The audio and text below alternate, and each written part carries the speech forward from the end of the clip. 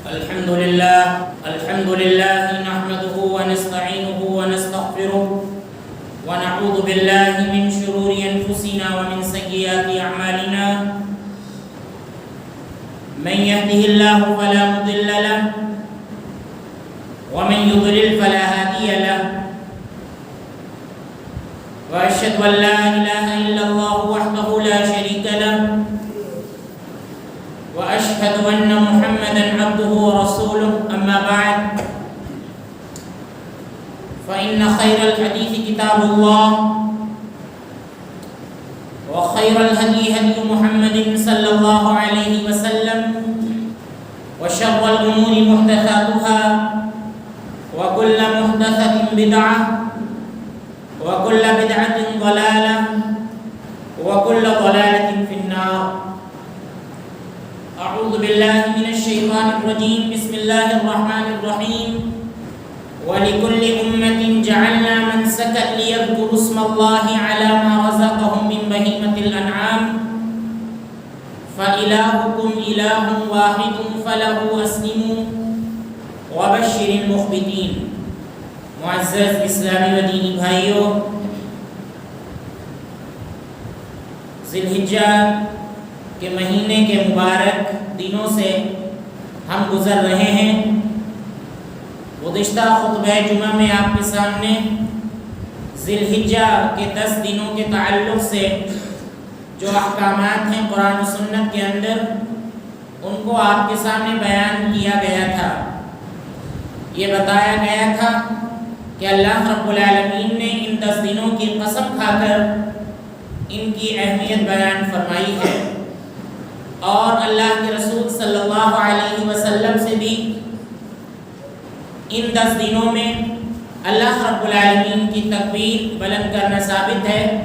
اور صحابہ کرام کثرت سے ان دنوں میں چلتے پھرتے اور بازاروں میں اور اپنے گھروں میں تکبیرات بلند کیا کرتے تھے. یہ دن دنیا کے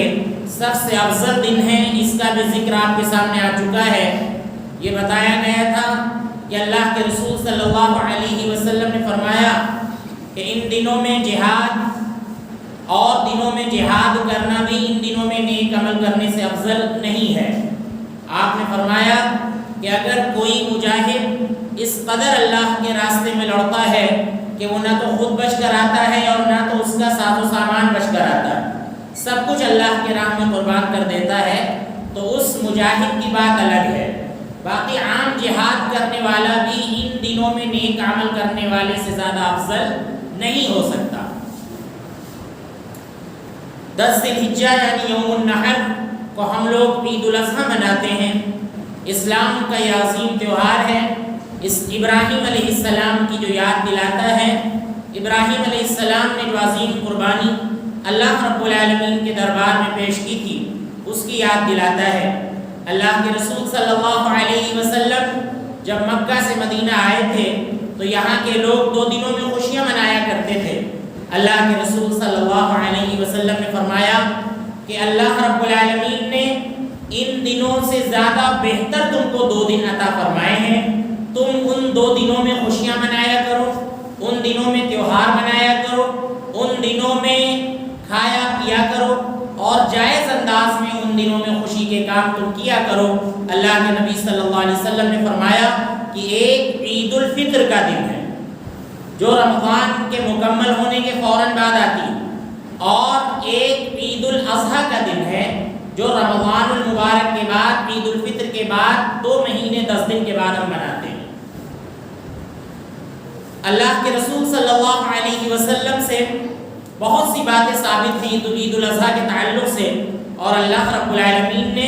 قرآن کریم کے اندر عید الاضحیٰ کے تعلق سے اور قربانی کے تعلق سے بہت کچھ بیان کیا ہے. سورۃ الحج کے اندر اللہ رب العالمین نے کئی ایک آیات میں قربانی کا ذکر کیا ہے. اللہ رب العالمین کے راستے میں بہیمۃ الانعام یعنی چوپایوں کو ذبح کرنے کا ذکر کیا ہے.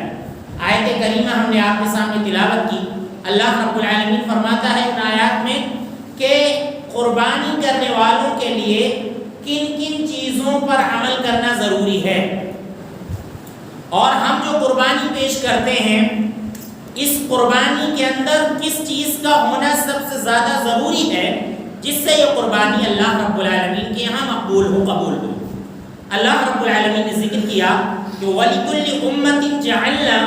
مَنْسَكًا لِيَذْكُرُوا اسْمَ اللَّهِ عَلَى مَا رَزَقَهُم مِّن بَهِيمَةِ الْأَنْعَامِ، ہم نے ہر امت کے لیے قربانی کا ایک طریقہ بنایا ہے تاکہ وہ جو چوپائے اللہ رب العالمین نے ان کو دے رکھے ہیں ان پر وہ اللہ رب العالمین کا نام لیں۔ پتہ یہ چلا کہ یہ قربانی صرف امت محمدیہ میں نہیں بلکہ امت محمدیہ یعنی اس امت سے پہلے کی جو امتیں تھیں ان میں بھی یہ قربانی مشہور تھی، ان میں بھی یہ قربانی کسی نہ کسی شکل میں تھی، طریقہ الگ رہا ہو، دستور الگ رہا ہو، شریعت الگ رہی ہو قربانی کے سلسلے میں، لیکن اللہ رب العالمین نے ذکر کیا کہ وَلِكُلِّ أُمَّةٍ جَعَلْنَا مَنْسَكًا، کہ ہم نے ہر امت کے لیے قربانی کا ایک طریقہ بنایا، قربانی کا ایک سامان بنایا تاکہ وہ بہیمۃ الانعام جو چوپائے ہیں ان میں وہ اللہ رب العالمین کا نام لے سکیں، اللہ رب العالمین کا نام ذکر کر سکیں۔ اللہ رب العالمین آگے کہتا ہے فَإِلَٰهُكُمْ إِلَٰهٌ وَاحِدٌ فَلَهُ أَسْلِمُوا، اے لوگو تم جان لو کہ تمہارا معبود صرف اور صرف ایک ہے، تم سب کا معبود، ساری امتوں کا معبود، ساری قوموں کا معبود صرف اور صرف ایک ہے، فَلَهُ أَسْلِمُوا، تم لوگ اسی کے فرما بردار رہو، یعنی اللہ رب العالمین ہی کے فرما بردار رہو۔ وَبَشِّرِ الْمُخْبِتِينَ، اللہ رب العالمین نے کہا کہ اے نبی صلی اللہ علیہ وسلم فرما برداروں کو آپ خوشخبری سنا دیجئے، جو اللہ رب العالمین کی اطاعت کرتے ہیں، اللہ کی فرما برداری کرتے ہیں، اللہ رب العالمین کے لیے جھکتے ہیں، اللہ رب العالمین کے لیے قربانی کرتے ہیں، اے نبی صلی اللہ علیہ وسلم آپ ایسے لوگوں کو خوشخبری سنا دیجئے۔ آپ دیکھیں اللہ رب العالمین نے ذکر کیا کہ تمہارا معبود صرف اور صرف ایک معبود ہے، یعنی یہ جو اللہ رب العالمین کا دستور رہا ہے تمام قوموں میں ایک رہا ہے،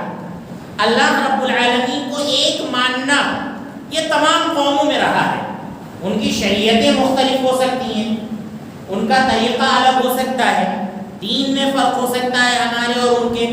لیکن اللہ رب العالمین نے ذکر کیا کہ تمہارا معبود یہ صرف اور صرف ایک ہے۔ یہ تمام شریعتوں میں یہی ایک بات تھی، اور اللہ کے نبی صلی اللہ علیہ وسلم نے حدیث کے اندر فرمایا کہ الانبیاء اخوہ دینہم واحد، کہ تمام کے تمام نبی آپس میں بھائی بھائی ہیں، دینہم واحد، ان کا دین کیا ہے؟ ایک ہے۔ ان کا دین ایک ہونے کا مطلب یہ ہے کہ سب کی دعوت یہی تھی ان اعبدوا اللہ، کہ تم سب ایک اللہ کی عبادت کرو، ایک اللہ کی پرستش کرو۔ تو اللہ رب العالمین نے ذکر کیا کہ ایک تو ہر امت میں قربانی موجود تھی، اور آگے اللہ رب العالمین نے ذکر کیا کہ ہر امت کا الہ ایک ہے، ہر امت کا معبود ایک ہے، اور نبیوں کی دعوت بھی یہی رہی ہے کہ ایک معبود کی پرستش کی جائے، ایک معبود کی عبادت کی جائے۔ اللہ رب العالمین نے آگے کہا کہ فرما برداروں کو اے نبی صلی اللہ علیہ وسلم آپ خوشخبری سنا دیجیے۔ اللہ رب العالمین نے آگے ذکر کیا ہے قربانی کرنے والوں کی صفات، کہ قربانی کرنے والوں کے اندر کون کون سی خوبیاں ہونی چاہیے کہ جس سے ان کی قربانی اللہ رب العالمین کے یہاں قبول و مقبول۔ اللہ رب العالمین نے ذکر کیا کہ الذین اذا ذکر اللہ وجلت قلوبهم والصابرین علی ما اصابهم والمقیم الصلاة ومما رزقناهم ينفقون، کہ قربانی کرنے والے اور اللہ رب العالمین کے فرما بردار وہ لوگ ہوتے ہیں جب ان کے سامنے اللہ رب العالمین کی آیتیں ذکر کی جاتی ہیں، وجلت قلوبهم، تو ان کے دل دہل جاتے ہیں، دل دہل جاتے ہیں اللہ رب العالمین کی آیتوں کو سن کر۔ تو ایمان والوں کی یہ صفت ہوتی ہے، قربانی کرنے والوں کی یہ صفت ہوتی ہے۔ پتہ یہ چلا کہ قربانی کرنے والوں کے لیے سب سے زیادہ ضروری وہ یہ بات ہے کہ وہ اللہ رب العالمین کی آیتوں کو جب سنیں تو ان کے اندر کچھ اثر پیدا ہونا چاہیے، اللہ رب العالمین کا خوف پیدا ہونا چاہیے۔ ایسا نہ ہو کہ دین سے بے بہرا ہو، اللہ رب العالمین کی آیات سے کوئی مطلب نہ ہو، اللہ رب العالمین کا خوف اس کے اندر نہ ہو، اللہ رب العالمین سے ڈرتا نہ ہو، اور اللہ رب العالمین کی شریعت کو، اللہ کے دستور کو اور اللہ رب العالمین کے قانون کو نہ جانتا ہو اور وہ اللہ رب العالمین کے لیے قربانی کر رہا ہو۔ اللہ رب العالمین نے کہا کہ دل کے اندر اللہ رب العالمین کا خوف پیدا ہونا ضروری ہے، اللہ رب العالمین کا ڈر پیدا ہونا ضروری ہے۔ اللہ کہتا ہے وَالصَّابِرِينَ عَلَى مَا أَصَابَهُمْ، اللہ نے دوسری صفت بیان کی کہ وہ لوگ ان چیزوں پر صبر کرتے ہیں جو مصیبتیں ان کو پہنچتی ہیں۔ اللہ رب العالمین کی طرف سے جو مصیبتیں انہیں لاحق ہوتی ہیں ان پر وہ صبر کرتے ہیں۔ اللہ رب العالمین نے فرمایا کہ ایسے فرما برداروں کی اللہ رب العالمین قربانی کو قبول کرتا ہے۔ وَالْمُقِيمِ الصَّلَاةِ، تیسری بات اللہ نے بیان کی کہ یہ نماز قائم کرنے والے ہوتے ہیں، جو قربانی کرتے ہیں، جو اللہ رب العالمین کے فرما بردار ہوتے ہیں، یہ نماز قائم کرنے والے ہوتے ہیں۔ اب ہم دیکھیں ہمارے کتنے بھائی ایسے ہیں جو قربانی کرتے ہیں اور بے نمازی ہیں، تو ان کی قربانی مشکوک ہے کہ بے نمازی ہیں اور وہ اللہ رب العالمین کے لیے قربانی کر رہے ہیں۔ جو اللہ رب العالمین کی بنیاد کو منہدم کرے، اللہ رب العالمین کی شریعت کو اٹھانے کی کوشش کرے، اللہ رب العالمین کے فرائض کا جو پاس و لحاظ نہ رکھے اور اللہ رب العالمین کی جو بنیادیں ہیں ان کی حق تلفی کرے اور اس کے بعد وہ اللہ رب العالمین کی راہ میں قربانی پیش کرے، تو ایسے شخص کی قربانی قبول ہوگی یا نہیں ہوگی اللہ بہتر جانے۔ بہرحال اللہ رب العالمین نے بیان کیا کہ یہ لوگ نماز کے پابند ہوتے ہیں۔ وَمِمَّا رَزَقْنَاهُمْ يُنْفِقُونَ، اللہ رب العالمین نے چوتھی بات بیان کی کہ جو ہم نے ان کو رزق دیا ہے اس سے یہ اللہ رب العالمین کے راستے میں خرچ کرتے ہیں، بخیل نہیں ہوتے ہیں۔ فرض زکوٰۃ تو یہ نکالتے ہیں، اس کے ساتھ ساتھ یہ نفلی صدقہ بھی کرتے ہیں۔ تو یہ اللہ رب العالمین نے قربانی کرنے والوں کی اور اپنے فرما برداروں کی صفت بیان کی ہے۔ اللہ رب العالمین نے آگے ذکر کیا کہ وَالْبُدْنَ جَعَلْنَاهَا لَكُمْ مِنْ شَعَائِرِ اللَّهِ لَكُمْ فِيهَا خَيْرٌ، کہ یہ جو اونٹ ہوتا ہے قربانی کا، یہ تمہارے لیے اللہ رب العالمین کی نشانی ہے اور اس کے اندر تمہارے لیے بہت سی بھلائیاں موجود ہیں۔ اللہ رب العالمین نے کہا کہ تم لوگ جانوروں کو ذبح کرو، فَإِذَا وَجَبَتْ جُنُوبُهَا فَكُلُوا مِنْهَا وَأَطْعِمُوا الْقَانِعَ وَالْمُعْتَرَّ، جب ان کے پہلو زمین پر گر جائیں، یعنی جب تم ان کو ذبح کر لو، فَكُلُوا مِنْهَا، تو تم لوگ کھاؤ، وَأَطْعِمُوا الْقَانِعَ وَالْمُعْتَرَّ، اور جو شخص قانع ہے یعنی تھوڑے سے رزق پر قناعت کرتا ہے، مانگتا نہیں ہے، دست سوال دراز نہیں کرتا ہے اور عفاف کی وجہ سے، پاک دامنی کی وجہ سے، اللہ رب العالمین نے کہا کہ اس کو بھی کھلاؤ، اور جو معتر ہے، تنگ دست ہے، تنگ حال ہے، اللہ رب العالمین نے کہا کہ اس کو بھی کھلاؤ۔ اللہ آگے کہتا ہے كَذَلِكَ سَخَّرْنَاهَا لَكُمْ لَعَلَّكُمْ تَشْكُرُونَ، ہم نے ان جانوروں کو اسی لیے تمہارے تابع کیا ہے تاکہ تم اللہ رب العالمین کا شکر ادا کرو۔ اتنا بڑا جانور اونٹ جس کو اللہ رب العالمین نے تمہارے تابع کر دیا ہے، اور دوسرے جانور جو جساوت میں تم سے بڑے ہوتے ہیں جن کو اللہ رب العالمین نے تمہارے تابع کر دیا ہے، اسی لیے اللہ رب العالمین نے تمہارے تابع کیا ہے تاکہ تم اللہ رب العالمین کا شکر ادا کرو۔ ان آیات سے قربانی کی تاریخ معلوم ہوئی کہ قربانی یہ ہر امت میں مشروع تھی، آدم علیہ السلام سے لے کر امت محمد تک یہ قربانی مشروع ہے۔ اور اسی طرح سے آپ دیکھیے قربانی کرنے والوں کے اندر کن کن صفات کا ہونا چاہیے، کن کن صفات کا پایا جانا ضروری ہے، ان کا اللہ رب العالمین نے یہاں پر ذکر کیا۔ اور آپ دیکھیے قربانی کی تاریخ کے تعلق سے اللہ رب العالمین نے ایک آیت میں اور ذکر کیا۔ اللہ رب العالمین فرماتا ہے کہ وَاتْلُ عَلَيْهِمْ نَبَأَ ابْنَيْ آدَمَ بِالْحَقِّ، کہ اے نبی صلی اللہ علیہ وسلم آپ ان لوگوں کے اوپر،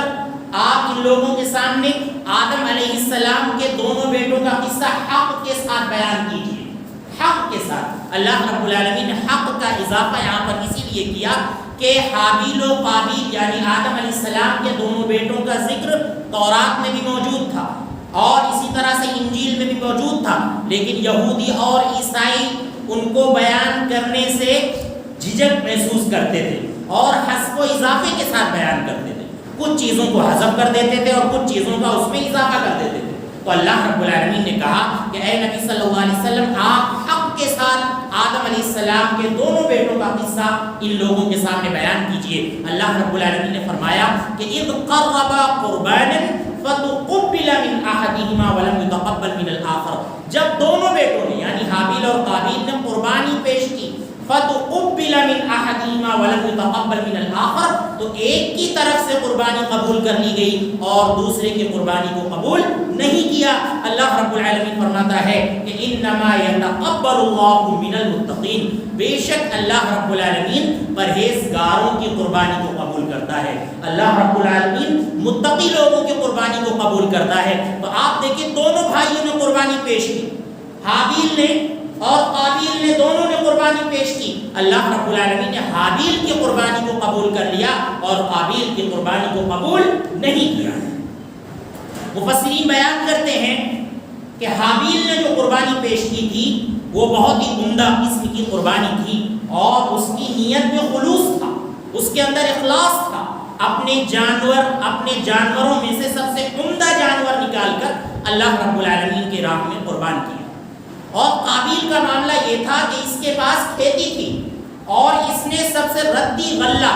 نکال کر اللہ رب العالمین کے راستے میں خرچ کیا۔ اس کی نیت کے اندر صداقت نہیں تھی، اس کی نیت کے اندر خلوص نہیں تھا، اخلاص نہیں تھا۔ اللہ رب العالمین نے اس کی قربانی کو قبول نہیں کیا۔ اللہ رب العالمین نے فرمایا کہ انما يتقبل اللہ من المتقین، یقیناً اللہ رب العالمین پرہیزگاروں کی قربانی کو قبول کرتا ہے، متقی لوگوں کی قربانی کو قبول کرتا ہے۔ تو آج بھی یہ آیت ہمارے لیے نمونہ ہے اور آج بھی اس آیت پر عمل کرنا چاہیے کہ جو لوگ بھی اللہ رب العالمین کے راستے میں قربانی کر رہے ہیں، اللہ رب العالمین کے لیے جانور ذبح کر رہے ہیں، ان کو متقی ہونا چاہیے، پرہیزگار ہونا چاہیے۔ اور سب سے بڑا تقوی یہ ہے، اور تقوی کی سب سے بڑی شاخ یہ ہے کہ انسان اللہ رب العالمین کو پہچانتا ہو، ایک اللہ کو مانتا ہو اور اسلام کی جو ساری بنیادیں ہیں ان پہ وہ مکمل طور سے عمل پیرا ہو، اور اس کے بعد جو اسلام کے باقی ارکان ہیں اور جو واجبات ہیں، سنن ہیں، ان پر وہ عمل کرتا ہو۔ یہ تقوی ہے،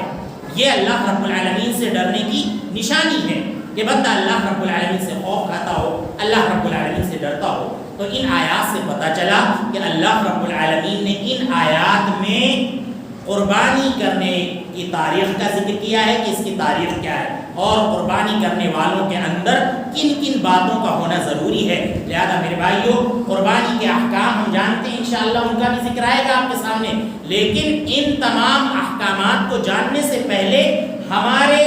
دل کے اندر جو خلوص ہونا چاہیے قربانی کو لے کر، وہ ہم کو اپنے دل کے اندر پیدا کرنا چاہیے۔ جیسا کہ اللہ رب العالمین نے سورۃ الحج جو آیتیں ہم نے آپ کے سامنے پڑھی، انہی آیات کے آخر میں اللہ رب العالمین نے فرمایا کہ لن ینال اللہ لحومها ولا دماؤها ولکن ینالہ التقوی منکم، کہ اللہ رب العالمین کے یہاں قربانی کا گوشت نہیں پہنچتا ہے، اللہ رب العالمین کے یہاں قربانی کا خون نہیں پہنچتا ہے، وَلَكِنْ يَنَالُهُ التَّقْوَى مِنْكُمْ، اللہ رب العالمین کے یہاں تو تمہارے دلوں کا تقوی پہنچتا ہے،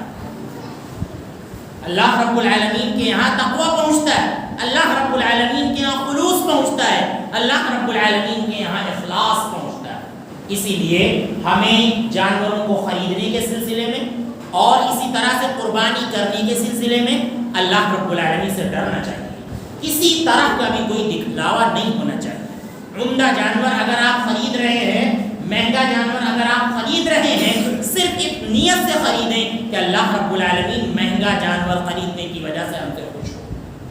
نہ کہ اس وجہ سے کہ فلاں کا جانور سستا ہے تو ہم اس سے مہنگا جانور لیں گے تاکہ ہم کو لوگ کہیں کہ اس نے بڑا عمدہ جانور اللہ رب العالمین کے راستے میں قربان کیا۔ جیسا کہ آج آپ دیکھیے کہ لوگ جانور خریدتے ہیں اور خوب دکھلاوا کرتے ہیں، خوب دکھلاوا کرتے ہیں۔ لہذا ان تمام دکھلاوے سے ہماری قربانی پاک ہونی چاہیے، ہم کو ان دکھلاوے سے قربانی کو پاک کرنا چاہیے اور خالص اللہ رب العالمین کے لیے عمدہ جانور خریدنا چاہیے، اور صرف اللہ رب العالمین کی رضا مقصود ہونی چاہیے، نہ کہ دکھلاوا اور ریا مقصود ہو۔ آپ دیکھیے اللہ کے نبی صلی اللہ علیہ وسلم کے دور میں قربانی کی چہل پہل پائی جاتی تھی۔ حدیث ہم نے آپ کے سامنے ذکر کری تھی، صحابہ کرام فرماتے ہیں کہ کنا نسمن الاضاحی علی عہد رسول اللہ صلی اللہ علیہ وسلم، کہ ہم لوگ قربانی کے جانوروں کو لا کر ان کو موٹا کیا کرتے تھے، اپنے گھروں میں لا کر ان کو کھلا پلا کر ہم لوگ قربانی کے جانوروں کو موٹا کیا کرتے تھے۔ اور اللہ کے رسول صلی اللہ علیہ وسلم کو بھی جب قربانی کے جانور کو خریدنا ہوتا تھا تو آپ صلی اللہ علیہ وسلم بہت ہی اچھے جانوروں کا انتخاب کیا کرتے تھے، جیسا کہ بے عیب جانوروں کی قربانی کا اللہ کے نبی صلی اللہ علیہ وسلم نے حکم دیا ہے کہ قربانی کے جانوروں کے اندر کوئی ظاہری عیب نہیں ہونا چاہیے۔ اللہ کے نبی صلی اللہ علیہ وسلم بھی اس بات کا خیال کیا کرتے تھے کہ قربانی کا جو جانور ہو وہ ہربا فربا ہو، موٹا ہو، اچھا ہو، اور اللہ کے نبی صلی اللہ علیہ وسلم اس بات کا بھی خیال کرتے تھے کہ دیکھنے میں بھی وہ خوبصورت معلوم ہو، جیسا کہ روایت میں آتا ہے کہ اللہ کے نبی صلی اللہ علیہ وسلم چتکبرا جانور پسند کیا کرتے تھے، اور آپ صلی اللہ علیہ وسلم نے قربانی کے لیے چتکبرا جانور خریدا بھی ہے، اور عیب نہ ہونے کا اللہ کے نبی صلی اللہ علیہ وسلم نے ذکر کیا ہے۔ اور بعض لوگ یہ اشکال پیش کرتے ہیں کہ قربانی اگر خصی جانور کی جا رہی ہے تو وہ عیب دار جانور ہے، کیونکہ مرد سے نامرد اس کو بنا دیا گیا ہے، تو وہ عیب ہے اس کے اندر۔ لیکن آپ دیکھیے روایت کے اندر موجود ہے کہ اللہ کے نبی صلی اللہ علیہ وسلم نے خصی جانور کی قربانی کی، موجعینی۔ اللہ کے نبی صلی اللہ علیہ وسلم سے ذکر ملتا ہے کہ آپ صلی اللہ علیہ وسلم نے 2 خصی جانور خریدے قربانی کرنے کے لیے، تو پتہ یہ چلا کہ خصی ہونا یہ عیب نہیں ہے، اور عیب لگانے کے ہم ٹھیکیدار نہیں ہیں۔ یہ اللہ کے نبی صلی اللہ علیہ وسلم نے جن عیب کا ذکر کیا ہے ان عیب سے جانور کا پاک ہونا ضروری ہے، اور خصی ہونا یہ عیب نہیں ہے، یہ عیب نہیں ہے۔ خود اللہ کے نبی صلی اللہ علیہ وسلم نے خصی جانور کو پسند کیا ہے، کیوں؟ کیونکہ اس کا جانور لذیذ ہوتا ہے، آپ خود کھائیں گے تو لذت محسوس کریں گے، اور اسی طرح سے دوسروں کو جو دیں گے، ہدیہ دیں گے، صدقہ دیں گے، تو وہ لوگ بھی کھائیں گے تو لذت محسوس کریں گے۔ اس لیے اللہ کے نبی صلی اللہ علیہ وسلم نے ایسے ہی جانوروں کی قربانی کی ہے، تو ہمیں بھی جو ہے اشکالات سے ہٹ کر اللہ کے نبی صلی اللہ علیہ وسلم کی جو سنت ہے، جو آپ کا طریقہ ہے، اس پر عمل کرنا چاہیے۔ اور آپ دیکھیے اللہ کے نبی صلی اللہ علیہ وسلم سے قربانی کرنے کا طریقہ، قربانی کرنے کا طریقہ اللہ کے نبی صلی اللہ علیہ وسلم سے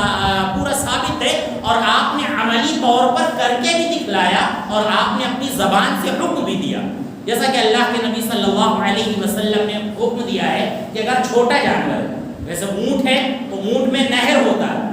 اس کو کھڑا کر کے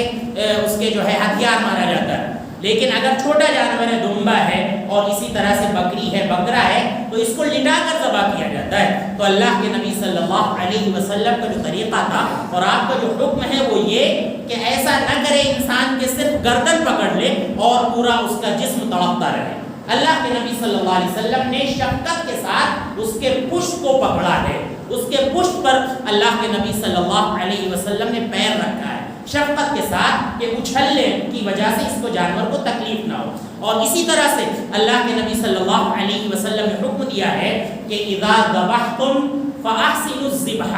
واذا قتلتم فاحسنوا القتلہ، کہ جب تم جانور کو ذبح کرو تو جانور کو ذبح کرنے میں احسان سے کام لو۔ احسان مطلب خوبصورتی کے ساتھ جانور کو ذبح کرو، جب جانور کو قتل کرو تو خوبصورتی کے ساتھ جانور کو قتل کرو۔ اور اللہ کے نبی صلی اللہ علیہ وسلم نے یہ حکم بھی دیا ہے کہ وَلْيُرِحْ أَحَدُكُمْ، کہ تم میں سے ہر انسان جو ہے اپنے جانور کو آرام پہنچائے، اور وَلْيُحِدْ شُفْرَتَهُ، اور چاہیے کہ چاقو کو خوب تیز کر لے۔ اللہ کے نبی صلی اللہ علیہ وسلم کا یہ حکم ہے کہ چاقو کو خوب تیز کر لیا جائے تاکہ جلدی سے کام تمام ہو جائے، دیر تک جانور کو تڑپنا نہ پڑے۔ جہاں تک دعا کا معاملہ ہے تو دعا یہ ہے کہ جانور کو اگر خود جس کی طرف سے قربانی ہو رہی ہے، جو قربانی کر رہا ہے، وہ قربانی کر رہا ہے تو کہے گا بسم اللہ، اللہ اکبر، اللہم تقبل منی ومن اہل بیتی، یہ کہہ کے چھری چلا دے گا۔ اور اگر کسی کی طرف سے نیابت کر رہا ہے، یعنی کسی نے کہا کہ آپ چھری چلا دیجیے، تو کہے گا بسم اللہ اللہ اکبر، اللہم تقبل من فلان، فلاں کی جگہ پہ جس کی طرف سے قربانی کر رہا ہے اس کا نام لے گا، اور ومن اہل بیتی، یہ کہہ کے چھری چلا دے گا۔ تو بہت زیادہ مشکل نہیں ہے کرنا، ہر انسان کو کوشش کرنا چاہیے، جیسا کہ اللہ کے نبی صلی اللہ علیہ وسلم نے حج کے موقع پر کئی ایک اونٹوں کی قربانی اپنے ہاتھ سے کی تھی، تو اپنے ہاتھ سے کرنا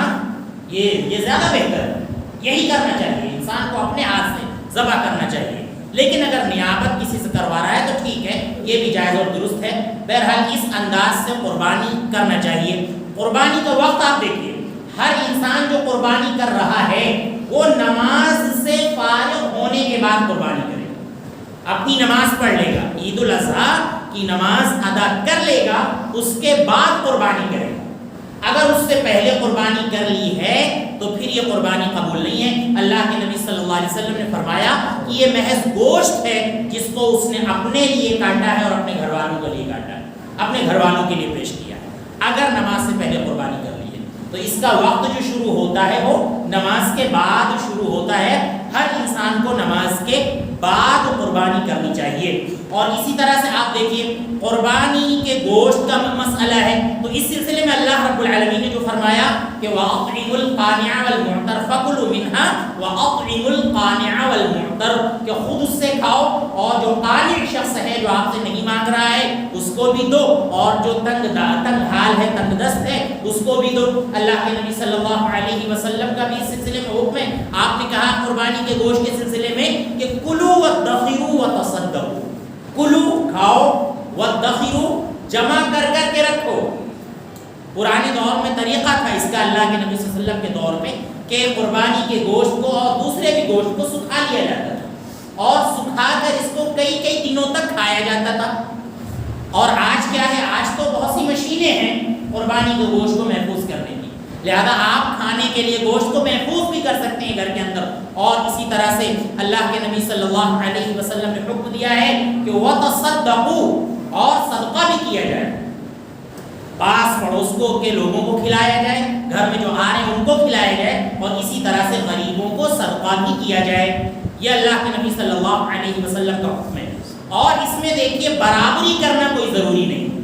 برابری کرنا کوئی ضروری نہیں ہے کہ زیادہ آپ کھائیں کم صدقہ کریں، زیادہ آپ صدقہ کرتے ہیں کم کھائیں،